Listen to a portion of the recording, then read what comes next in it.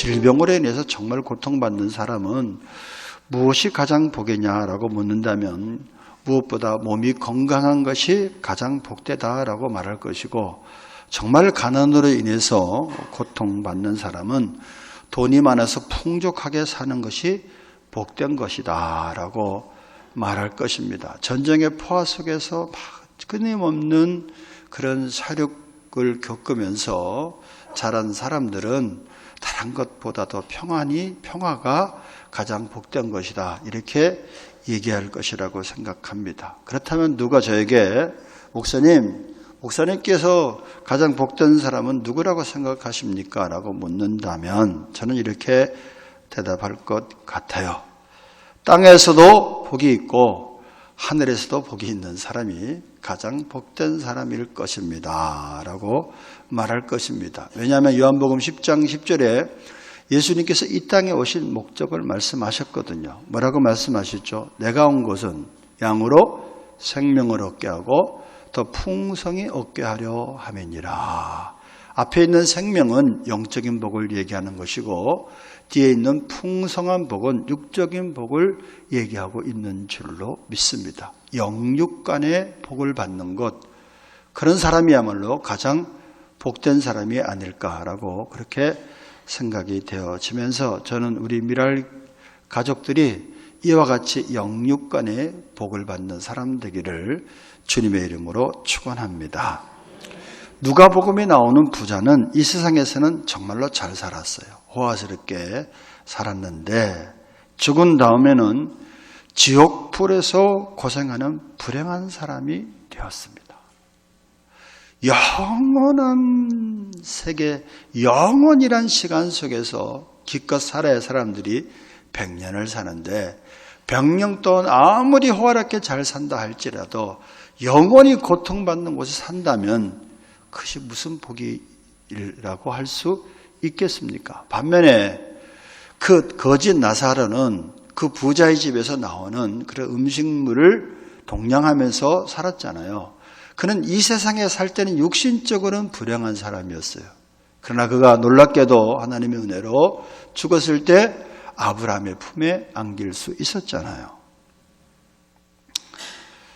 우리는 최소한 나사로가 될지언정 그래서 부자는 되지 말아야 되겠다. 목사님, 그래서 저는 부자가 될래요. 하도 그냥 그런 사람이 없으리라고 그렇게 생각이 되어집니다. 그렇다면 여러분, 최선이 무엇이 최선입니까? 이 세상에서도 복되고 하늘에서도 복된 사람이 가장 복된 사람인 줄로 믿습니다. 바라기는 저와 여러분은 이 세상에서 복을 받고 하늘에서도 복을 받는 아브람과 같은 사람이 되기를 바랍니다. 오늘 본문은 구체적으로 어떤 사람이 복된 사람이냐를 말씀하고 있어요.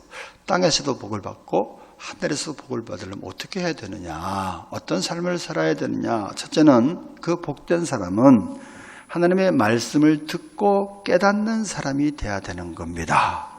오늘 본문을 흔히 씨 뿌리는 비유라고 말씀하죠. 이 씨 뿌리는 비유 가운데 네 가지 밭이 설명되어지고 있습니다. 하나는 길가요, 또 하나는 돌밭이요, 또 하나는 가시떨기 밭이요, 마지막에는 좋은 땅, 옥토입니다. 그렇다면 복 있는 사람이란 어떤 사람이 복 있는 거죠? 옥토와 같이 하나님의 말씀을 들을 때 하나님의 말씀을 기뻐하고 깨닫고 순종하는 사람들이 정말로 옥토로구나, 그 사람이 복 있는 사람이구나, 우리는 알 수가 있는 것이죠. 아무리 갖춘 것을 다 갖추고 자기 소원을 다 이루고 살아도 말씀을 못 듣는 사람은 불행한 사람입니다. 네 가지 밭 중에서 어떤 밭이라고요? 길가입니다. 길가. 예나 지금이나 시골의 밭에는 울타리가 따로 없습니다. 밭들 사이에 길이 나 있고 그 길이 양쪽 밭을 구분하는 경계선의 역할을 합니다. 따라서 씨를 뿌리다 보면은 덜어는 그 경계선인 그런 길가에 떨어지기도 한다는 얘기죠. 길가는 경작되지 않았습니다. 또한 그 위로 사람들이 지나다니다 보니까 그 길가가 딱딱해 단단합니다. 그 결과 길가에 떨어진 씨는 땅속으로 파고 들어갈 수가 없습니다. 그 씨는 그대로 땅 위에 남아 있을 수밖에 없습니다. 그러면 새들이 와서 그 씨를 먹어버리거나 아니면 누가복음 8장 5절의 말씀처럼 지나다니는 사람들에게 밟히고 맙니다. 이와 같이 길가에 떨어진 씨는 결실할 수가 없다는 말씀이죠. 여기에 대한 해석은 이렇습니다. 어떤 것이죠? 길가는 우리의 심령으로 얘기하면, 우리의 마음으로 얘기하면 씨 뿌리는 씨는 하나님의 말씀이고 밭은 우리들의 마음이잖아요. 그러니까 여기서 해석은 우리들의 마음이 길가와 같은 마음, 어떤 사람이냐? 단단합니다. 완고하고 완악한 마음입니다. 굳을 대로 굳어진 마음입니다. 그 당시 유대교의 지도자들이 그랬습니다. 바리새인들과 서기관들은 하나님의 말씀을 모르는 것이 아니었어요. 오히려 정말로 잘합니다. 그런데 예수님께서 하시는 말씀을 듣지를 않았습니다. 그 즉시 그들의 마음이 완악하니까 그 아비 사탄이 와서 그들에게 부러진 말씀을 빼앗아 가버렸어요. 그 결과 그들은 멸망의 자식이 되었고 구원을 받지 못했습니다. 여러분, 그렇습니다.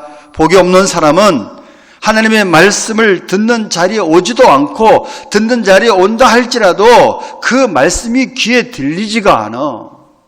다른 생각 속에 살아간단 말이죠. 이 중에서도 지금 예배를 드리는데도 마음이 다른 데 가 있어요. 생각이 다른 데 가 있어요. 찬양을 드리는데도, 기도를 드리는데도 다른 생각으로 차 있단 말이죠. 그런 분들은 길가라고 생각하시면 되겠습니다. 이 길가를 요즘 교인들로 적용을 좀 제가 해봤어요. C.S. 루이스라는 사람이 있습니다. 많은 기독교 변증 서적들을 쓰기도 하고 어린이 문학을 많이 쓰기도 한 분인데, 그런데 이분이 이런 이야기를 했습니다. 이분이 쓴 책 가운데서 악마의 편지라는 책이 있습니다. 왕마귀가 조카 마귀에게 쓰는 편지입니다. 그래서 아주 좀 재미있어요. 거기에 사탄의 전략이 아주 투명하게 나타나 있는 부분이 있습니다. 그 중에 이런 얘기가 있습니다. 어느 날 영국의 노신사, 아주 사회적으로 존경받는 노신사 한 분이 도서실에 갔습니다. 책을 읽습니다. 그러다 기독교 책이 하나 손에 잡혔습니다. 그래서 그 기독교 책을 읽다가 감동을 받았어. 감동을 받기 시작합니다. 그래, 맞아. 나도 이젠 제대로 예수님을 믿어야 되겠구나. 나도 이젠 제대로 신앙생활을 해야 되겠구나. 내 인생이 얼마 남지 않았는데 언제까지 나를 위해 살아간단 말이냐. 오늘의 이 기독교 서적에 말한 것처럼 그래, 하나님의 영광을 위해 살아야 되겠구나. 사람은 한 번은 흙으로 와서 흙으로 돌아가지만은 우리의 영혼은, 나의 영혼은 하나님께로 왔다 하나님께로 돌아갈 것이지. 그때 내가 하나님 앞에 서게 되면 내가 무슨 말을 하게 될까? 안 되겠다. 내가 이제부터는 정말 신앙생활을 잘 해야겠다. 내가 하나님 앞에 설 준비를 해야 되겠다. 도전을 막 받으면서 숙연해지기 시작합니다. 나도 결단을 하고 새로워져야 되는데 라고 이런 생각을 하고 있는 과정에 다른 생각이 푹 들었어요. 무슨 생각이냐. 점심시간이 다 되었는데 밥이나 먹고 생각하자, 이런 생각이 들었어요. 그래서 식당에 들어가서 밥을 먹는 거예요. 밥을 먹다 보니까 식곤증도 오고, 밥을 먹고 나니까 인생이 다 그런 거지 나라고 특별하게 이 나이에 와서 내 삶의 스타일을 바꿀 게 뭐가 있느냐라는 또 이런 생각이 들어요. 그래서 점심 먹고 나서 버스 타고 집으로 돌아옵니다. 돌아올 때 아무 일도 일어나지 않았던 것처럼 버스를 타고 집으로 돌아갑니다. 그때 마귀가 이 사람 뒤에 쓱 나타나서 회심의 미소를 짓고 있습니다. 이런 내용의 이야기입니다. 혹시 여러분, 그래도 나도 이제는 좀 신앙생활 한번 제대로 해봐야 돼. 이 시간 이렇게 예배를 드리다가 목사님 설교가 왜 이렇게 기냐? 아침도 안 먹었는데 점심시간이 다가오는데, 미랄교회는 특별히 밥을 공짜로 주는데, 특별히 국이 참 끝내주더라. 이런 분들이 있어요. 그래서 오늘 점심 메뉴가 뭘까? 점심이 괜찮더라. 이렇게 생각하면은, 여러분은 틀림없이 4가지 밭 중에서 어떤 밭이냐? 길가입니다. 길가. 어떤 교회에서 있어졌던 일인데, 그래서 자기 남편이 교회 예배 시간보다는 교회 점심 시간을 더 사모한대. 그래서 무슨 얘기냐? 그러고 했더니 자기 교회 여집사님이 와서 일러 바치더래. 목사님, 저희 남편은요, 점심 먹는 취미로 나와요. 그래서 그 목사님이 그렇게 얘기했대요. 그래도 참 감사하네요. 안 나오는 것보다 나으니까요. 어느 날 하나님께서 그의 마음과 귀를 여시는 날이 있을 것입니다. 저는 그분의 마음이 길가라고 생각이 되어요. 제 친구 목사님이 여집사님 얘기를 하는데 좀 오살리 근처에 있는 교회로 이사를 갔어. 그러니까 떨어졌잖아.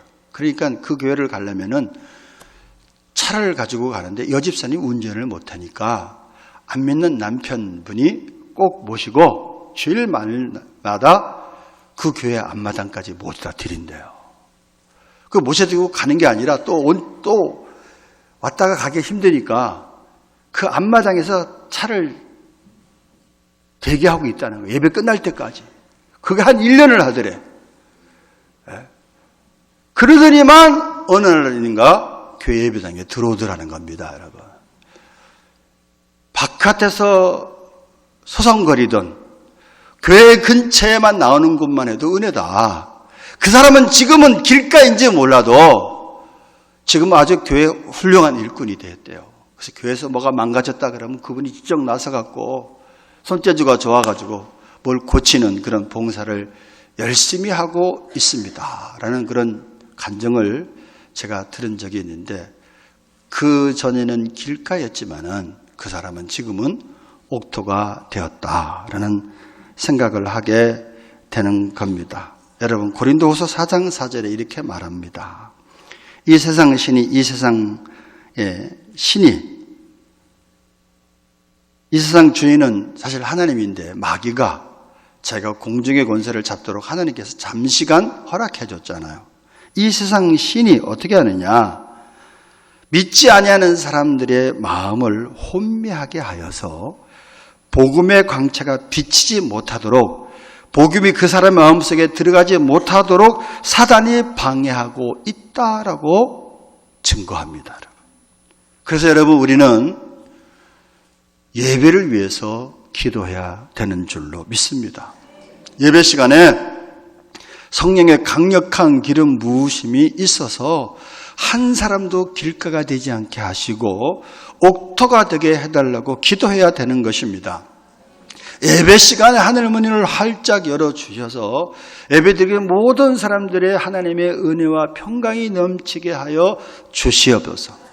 주일날 성일이 참된 안식일이 되게 하시고 복된 날이 되게 하시고 기쁜 날이 되게 하여 주시옵소서. 우린 예배를 위해서 저뿐만 아니라 우리 예수 믿는 모두가 그렇게 하나님 앞에 기도해야 될 줄로 믿습니다. 여러분, 어떤 사람이 복 있는 사람이라고요? 첫째는 하나님의 말씀이 귀에 잘 들어와서 깨닫는 사람이 복이 있다. 아멘. 둘째는 이제는 그 말씀이 내 심령 속에 들어와서 깨달아질 뿐만 아니라 삶 속에 뿌리를 깊이 내려야 된다. 그런 사람이 복이 있다라고 성경은 말씀합니다. 여러분, 교회에서 말씀을 듣고 금방 잊어버리는 사람보다 말씀을 자꾸 묵상하는 사람이 복 있는 사람인 줄로 믿습니다. 그 말씀이 가슴에 깊이 뿌리를 내려서 길을 가면서도 직장 생활을 하면서도 사람을 만나면서도 때로는 하나님의 말씀이 떠올라. 그 말씀이 우리를 인도해. 그런 사람이 복 있는 사람 아니겠습니까, 여러분? 그러나 돌밭에서는 뿌리를 내리지 못합니다. 돌밭은 흙이 얇습니다. 돌밭은 돌과 흙이 섞여 있는 밭이 아니라 겉으로는 흙으로 쭉 덮여 있는데 조금만 들어가다 보면 그 안에 큰 바위 덩어리가 있는 거예요. 그래서 처음에는 뿌리가 이렇게 쭉 내려지는 것 같은데 그 큰 바위 덩어리에 의해 가지고 뿌리를 깊이 내리고 싶어도 내릴 수가 없어요. 그러다가 햇빛이 떡 뜨면은 곧장 조금 있다가 견디다가 말라서 비틀어서 죽어버리는 겁니다. 이런 밭에 대한 그런 해석은 뭐죠? 우리들의 마음이 처음에 하나님의 말씀을 받을 때는 기쁨으로 받아. 근데 기쁨으로 받는데 또 은혜를 받는 것 같고 나름대로 열심을 갖고 교회를 나오는 것 같은데 조그만 시험이 오면 조그만 고난이 오면 고난이라는 햇빛이 뜨기만 하면 금세 식어져 버려. 신앙의 기복이 큰 사람들, 그 사람들은 자기가 뭐라고 생각해야 되면 내 마음은 돌밭이다 이렇게 생각하면 맞는 말인 줄로 압니다. 여러분. 그래서 여러분 어떤 사람이 복 있는 사람이냐, 그래서 말씀의 깊이가 자꾸 내 마음속에 뿌리를 내려줘야 돼. 조그만 시험이 오더라도 그 말씀이 그 시험을 이길 수 있는 그런 사람이 복 있는 사람인 줄로 믿습니다. 약 40년 전의 일입니다. 여러분, 약 40년이라 그러면 우리나라가 그렇게 막 아직 잘 살고 있을 때는 아니었어요. 그때 여러분 사람들은 굉장히 순진했습니다. 어떤 집사님이 대구에서 물건을 살 일이 있어서 돈을 많이 가지고 갔는데 어떤 신사들이 그 집사님에게 선생님 뵙게 되어서 반갑습니다 하며 정중하게 인사를 하더라는 거예요.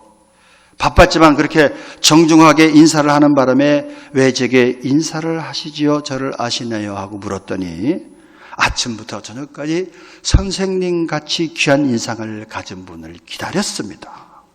선생님 이 인상이 어찌 그리 믿음직스럽고 온화하고 덕이 있어 보이는지 모릅니다.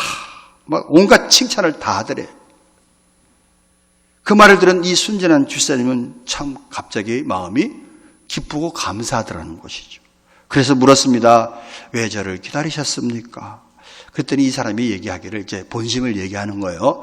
저희들이 미군 부대에서 물건을 좀 빼들러 놓았는데 그것을 사라는 사람이 혹시 이 물건이 진짜일까 가짜일까 망설이고 있는데 선생님같이 믿음직한 분이 이 물건은 진짜이니 걱정하지 말고 사십시오라고 한마디만 해주시면 그 사람은 틀림없이 믿고 살 것입니다. 그 사람이 이 물건을 사기만 하면 선생님에게 10만 원을 살해를 하겠습니다. 이러더라는 거예요.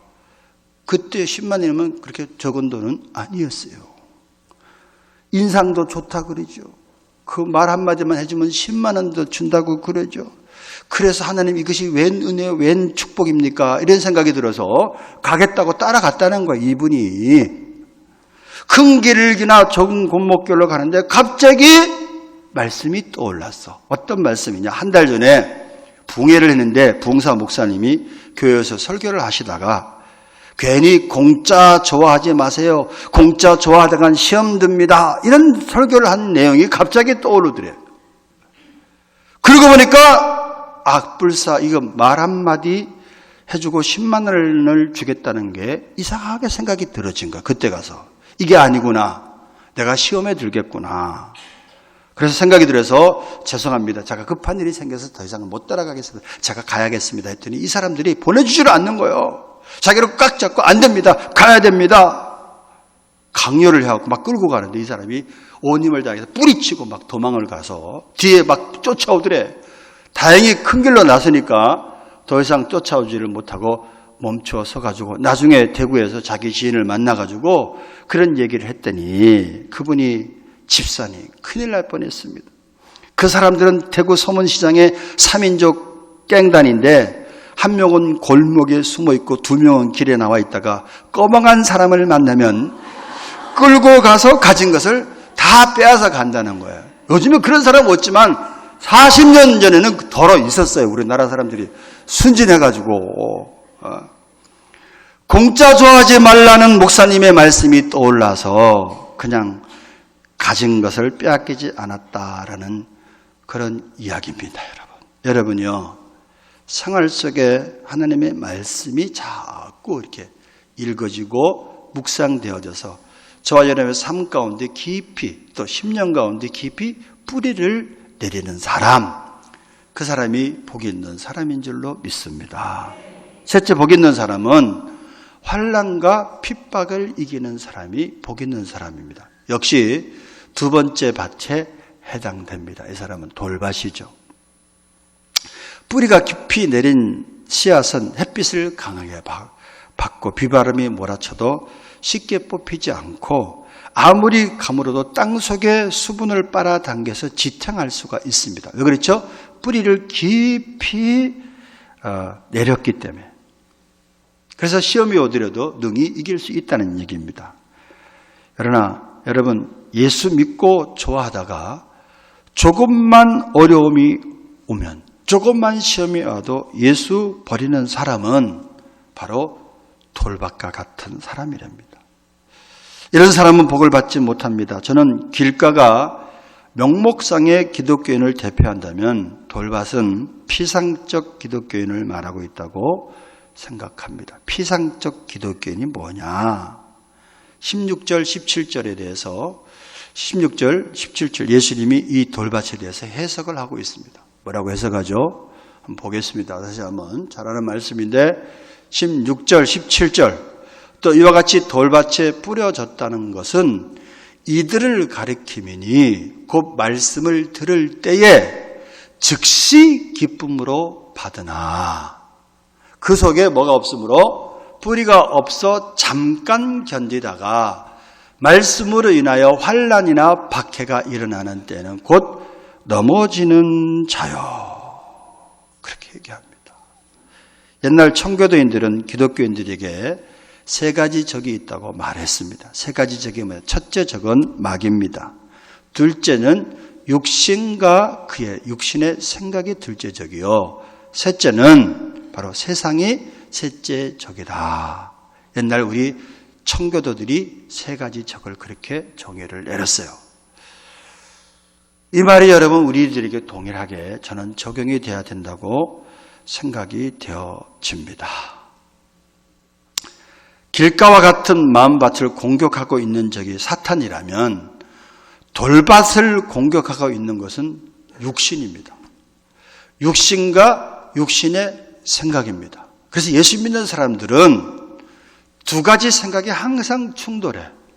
성령의 생각과 육신의 생각. 언제까지 충돌하느냐? 죽을 때까지 충돌합니다. 그래서 선한 싸움을 끝까지 달려가야 돼. 믿습니까? 그래서 우리는 매일매일 주님께서 우리에게 주시는 은혜의 영적인 양식이 그래서 필요한 거예요.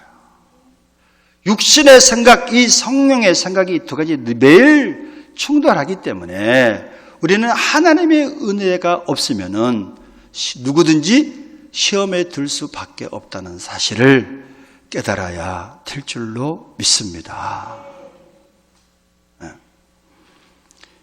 16절 돌밭에 뿌렸다는 것은 이들이 말씀을 들을 때 어떻게 받았다고 말씀하느냐? 기쁨으로 받았습니다. 정적 반응이 있었습니다. 아, 맞아. 말씀에 동의가 되고 은혜 받습니다. 간증도 합니다. 그러나 재미난 것은 이 돌밭 같은 교인들은 이런 스타일이에요. 어느 날 갑자기 나와서 은혜를 받는 것 같아요. 그래서 간증도 합니다. 사람들의 관심을 모읍니다. 그리고 교회에 화려하게 등장합니다. 바람을 몰고 등장해요. 근데 어느 날 보면 없어졌어. 바람과 함께 나타나서 바람과 함께 사라져버렸어요. 이 영화 제목 같은데 어쩐데? 근데 왜 사라졌느냐? 나중에 알고 보면 아주 치사하고 사소한 이유 때문에 사라져버렸어. 교회에 왔는데 자기를 전도한 권사님이 천사인 줄 아는데 사람이더라는 거야. 그럼 사람이지 천사예요? 예? 어떤 사람 때문에 조금 시험이 들었어. 그래서 교회 못 나오겠다는 거예요.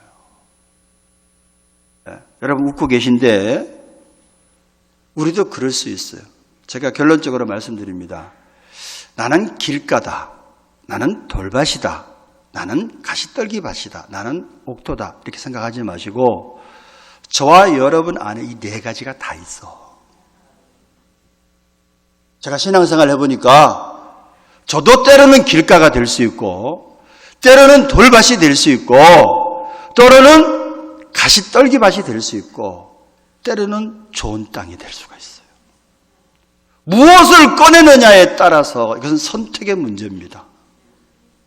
선택을 잘하려면은 기도와 말씀의 훈련이 잘 되어 있을 때 좋은 밭의 선택을 많이 하게 돼요.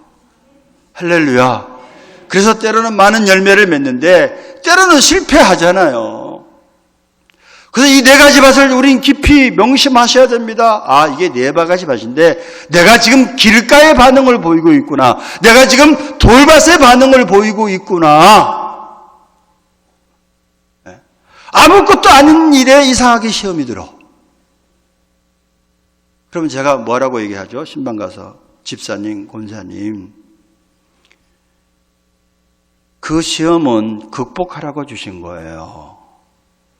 사람 바라보고 실족하게 되는 건 반드시 누구에게 오는 겁니다. 저는 사람 안 바라봅니까? 저는 집사님들 안 의지하는 줄 아세요? 저는 장로님들 안 의지하는 줄 아세요? 그러다가 꼭 하나님께서 너 아니다 하고 어떤 사건을 일으켜줘요. 그때서 깨닫는 거야. 그래서 누구도 마찬가지입니다. 교회 와서 사람을 보면 누구든지 조금 시험이 들 수 있어. 뭐 하라는 얘기냐? 너 나만 바라봐라. 예수님만 바라봐라. 사람은 다 죄인이야. 완전한 사람 없습니다. 완전을 향해서 우리가 주님을 닮아가는 따름이지. 믿습니까? 어떤 사람은 아직도 갓난아이 같은 신앙생활을 하고 있고 어떤 분은 어린아이 같은 신앙생활을 하고 어떤 분은 청소년 같은 신앙생활, 어떤 분은 청년의 신앙을 갖고 어떤 분은 장성한 분량에 이르러 있어. 그러면서 자꾸 말씀으로 우리가 새로워지면서 우리의 믿음이 성장되어 가는 줄로 믿습니다. 성장되어 가는 중에 있으니까 실수도 하고 실패도 하고 인간적인 반응을 얼마든지 보일 수도 있잖아요. 그걸 바라보면서 우리는 자기는 바라보지 않고 내 속에 있는 들보는 바라보지 않고 남의 속에 있는 티는 바라보는 거예요. 제가 깜짝 놀래 거꾸로 한 줄 알고. 저도 이렇게 실수를 하잖아요, 지금요. 어떤 분은 또 이렇게 얘기를 해요. 시험 든 거 보면 참 기가 막혀. 에어컨이 시원치 않아서 안 나온대. 우리 교회가 에어컨이 나오기도 하고 어떤 때는 막 수업도 하기도 막 하고 그러잖아요.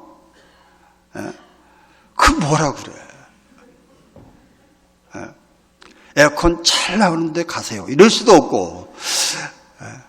어떤 분은 주차장이 비좁아서 안 나갔대. 다행히 한가람 초등학교 이제 빌려서 이제 그 소리는 안 나올 것 같아. 어떤 분은 엘리베이터가 너무 늦대. 충청도 산이니. 밥 먹으러 빨리 올라가야 되는데 한참 기다린대요. 이거 장로님 어떻게 해야 될지 난 모르겠네. 아무튼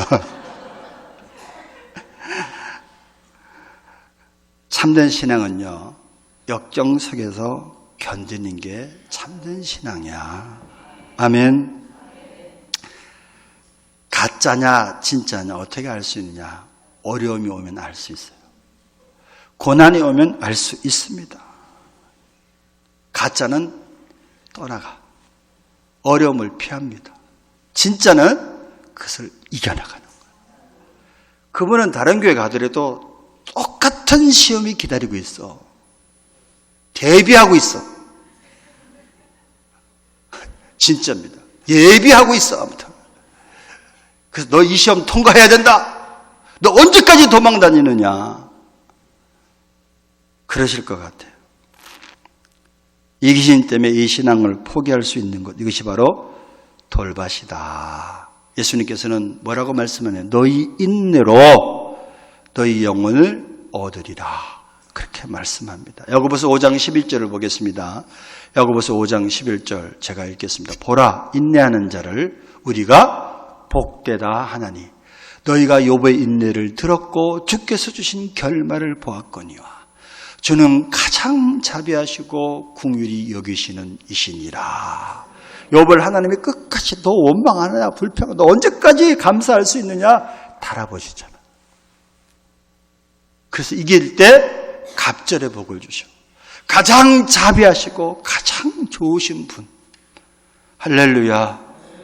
환난과 핍박이 온다 할지라도 뿌리를 좀 돌밭에 내리지 말고 열등감으로 인해서 시험 들지 말고 나는 죽었다. 내 안에 예수님 사신다. 예수님 바라봄으로 깊이 뿌리를 내려서 30배, 60배, 100배의 결실을 맺는 옥토가 되시기를 주님의 이름으로 축원합니다. 넷째, 어떤 사람이 복이 있느냐? 세상의 근심이나 유혹, 시험을 이기는 자가 복이 있습니다. 네 가지 밭 중에서 어떤 밭이죠? 세 번째 밭, 가시떨기 밭을 의미합니다. 길가가 명목상의 기독교인을 대표한다면, 명목상의 기독교인을 대표한다면 돌짝밭은 피상적인 기독교인이고요. 그렇다면 가시떨기 밭은 세속적인, 세상적인 기독교인을 대표하는 모습이라고 저는 말씀드리고 싶습니다. 18절, 19절 이 가시떨기 밭에 대해서 예수님이 어떻게 해석하고 계신가? 18절, 19절 또 어떤 이는 가시떨기에 뿌려진 자니 이들은 말씀을 듣기는 하되 세상의 뭐와 염려와 재물의 유혹과 기타 욕심이 들어와서 말씀을 막아 결실하지 못하게 되는 자다. 우리 안에 이 세 가지, 네 가지 밭 중에서 가장 많이 걸리는 밭이 저는 가시떨기 밭이라고 생각돼요. 많은 교인들이 결실하지 못하는 이유가 그냥 가시떨기 밭과 같을 때가 많아. 세상의 뭐와 염려라는 가시, 재물의 유혹이라는 가시, 그 가시의 기운에 막혀서 쭉 자라다가 더 이상 자라지를 못하고 죽어버리는 겁니다. 열매를 맺지 못하는 것입니다. 이런 분들은 나름대로 기도도 많이 해요. 나름대로 하나님 말씀에 대해 열정이 있습니다. 관심도 있습니다. 그러나 이것은 재물에 대한 욕심, 세상에 대한 욕심이 더 크기 때문에 사모하다가도 그 욕심에 의해서 결국에는 말씀을 순종하지 못해. 그래서 열매를 맺지 못합니다. 성경에 그런 비극을 경험했던 한 청년의 이야기가 나옵니다. 그는 부자였습니다. 청년이었습니다. 관원이었습니다. 그는 성공한 사람이죠. 그리고 그는 진지한 구두자의 질문을 갖고 있었습니다. 예수님의 앞에 나와서 뭐라고 질문했죠? 선생님, 우리가 어떻게 하야 영생을 얻을 수 있습니까? 라고 질문합니다. 구두자의 목마름을 가지고 나왔음에도 불구하고 결론적으로 이 사람은 열매를 맺지 못했습니다. 예수님은 이 사람에게 어떻게 말씀했죠? 너의 재물을 팔아 가난한 사람에게 주라. 그리고 나를 쫓을 수 있겠느냐. 성경은 말하기를 이 사람이, 저는 이 말이 참 가슴에 아련하게 다가옵니다. 재물이 많은 거로 심히 근심하며 떠나갔다. 그냥 근심한 게 아니에요. 재물이 많은 거로 그냥 흥하고 떠나간 게 아니라 심히 갈등하며 심히 근심하며 떠나갔어. 여러분, 서점에 가면 하나님이냐 돈이냐라는 걸 책이 책 제목만 봐도 덜컹거리더라고. 왜 덜컹거리죠? 저도 자유롭지 못하기 때문에. 하나님이냐 돈이냐, 이 청년은 나름대로 열심히 있어서 나름대로 하나님을 사랑한다고 했어요. 그런데 예수님이 네가 영생을 얻으려면은 네 있는 모든 재산을 팔아 가난한 자에게 주고 그리고 나를 따르라고 말씀하니까 이 청년은 심히 근심하며 갈등하며 결국에는 이 말씀에 순종하지 못했다라는 얘기입니다. 재물에 대한 욕심은 그 사람을 이길 수가 없었다는 얘기입니다. 재물이 그의 하나님이었어. 돈이 하나님이었습니다. 이렇게 얘기하면 아이 목사님 저는 돈이 하나님이 아니에요. 이렇게 말씀하실래요? 재물은요 축복입니다. 잘 다스리면 상관이 없어요. 죄가 아니야. 재물을 다스리는 우리의 마음이 문제죠. 어떤 분은 돈이 자기의 주인이 되어 있습니다. 그래서 예수님께서 이런 사람들에게 뭐라고 말씀했느냐? 재물과 하나님을 겸하여 섬길 수 없다라고 권면했습니다. 그래서 재물을 맘몬이라고 합니다. 메모니즘이라고 하죠. 본래 맘몬이란 단어는 나는 믿는다라는 단어에서 나왔습니다. I believe. 나는 믿는다. 뭘 믿는 거죠? 하나님을 믿는 게 아니라 돈을 믿는 거야. 하나님을 믿는 것 같은데 돈이 더 하나님이야. 하나님은 돈을 벌기 위한 수단이야. 금 나와라 뚝딱, 은 나와라 뚝딱. 예수를 믿어서 결국에 돈 벌어서 부자가 되고 싶은 마음, 그건 초신자라는 그럴 수 있어요. 깊이 생각해 보면 예수 잘 믿는다고 하는데 깊이 생각해 보면 돈이 하나님이야. 예수님은 돈을 벌기 위한 수단일 따름이야. 재물이 신앙입니다. 돈이 나의 안전을 보장하고 돈이 나의 구원을 보장하고 돈이 내 일생의 모든 것인 것처럼 착각하기 시작합니다.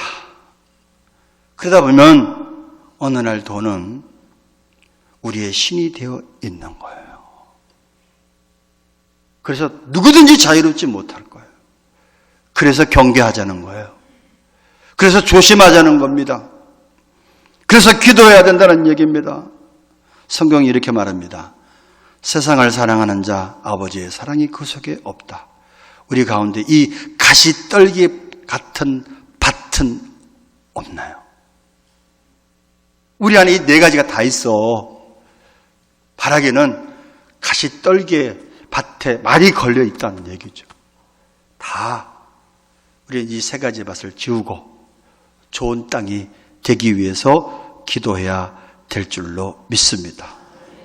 20절을 한번 읽어봅니다. 20절 좋은 땅에 뿌려졌다는 것은 그 말씀을 듣고 받아 30배나 60배나 100배의 결실을 하는 자니라. 아멘. 누가복음 8장 15절에 이 말을 이렇게 얘기합니다. 좋은 땅에 있다는 것은 착하고 좋은 마음으로 말씀을 듣고 지키어 인내로 결실하는 자다. 여기서 지켜란 단어에 우리가 유의해야 됩니다. 지켜. 말씀을 들었을 뿐만 아니라 그 말씀을 지켜. 그래서 순종하는 사람, 그 사람은 정말로 복이 있는 사람인 줄로 믿습니다. 여러분 왜 기도하시죠? 왜 성경 읽으시죠? 왜 예배 드리시죠? 목적이 여러 있는데 그 중에 하나 말씀에 순종하기 위해서입니다. 왜 기도하죠? 내 힘으로는 말씀이 순종이 안 돼. 아무든지 나를 따라오는 자기를 부인하고 자기 십자가를 들고 쫓을 것이라 했는데 하나님의 말씀보다 내 생각에 두 가지가 딱 있을 때 이 내 생각이 너무나도 좋아. 돈도 많이 벌어질 것 같아. 근데 하나님의 말씀을 쫓아가면은 돈하고 상관이 없을 때가 있어, 때로는. 그때 어떻게 해야 되느냐, 이소리예요. 나를 부인하셔야 됩니다. 그래서 왜 기도해야 되느냐? 나를 부인하기 위해서 기도하는 거예요. 왜 말씀을 들으시죠? 말씀을 지키기 위해서. 내 자신을 부인하기 위해서 성경을 읽는 거 아니겠습니까? 예배 드려야 되는데 순종이 제사보다 낫다라는 말 들어보셨잖아요. 왜 제사 드리죠? 순종하기 위해서 제사 드리는 거예요. 제사 드려놓고 순종하지 않는다면 의미가 뭐가 있겠습니까? 그래서 사무엘이 사울 왕에게 순종이 제사보다 나은 겁니다. 당신이 제사 드린 목적은 하나님의 말씀에 순종하기 위함이 아닙니까? 여러분, 우리도 동일하게 주께서 이 시간 말씀하고 있습니다. 너 왜 너희들 기도하냐? 너희들 왜 예배 드리냐? 나는 죽고 예수로 살아가기 위해서입니다. 이 소리는 뭐죠? 하나님의 말씀에 온전히 순종하기 위해서입니다. 할렐루야. 이 사람이 복이 있다. 이런 사람은 30배, 60배, 더러는 100배의 열매를 맺는다. 할렐루야. 우리는 오늘 좋은 땅처럼 말씀 앞에 반응하고 있습니까? 말씀 앞에 순종함으로 30배, 60배, 100배의 결실을 맺는 세상에서 가장 복된 사람들이 되시기를 주님의 이름으로 축원합니다.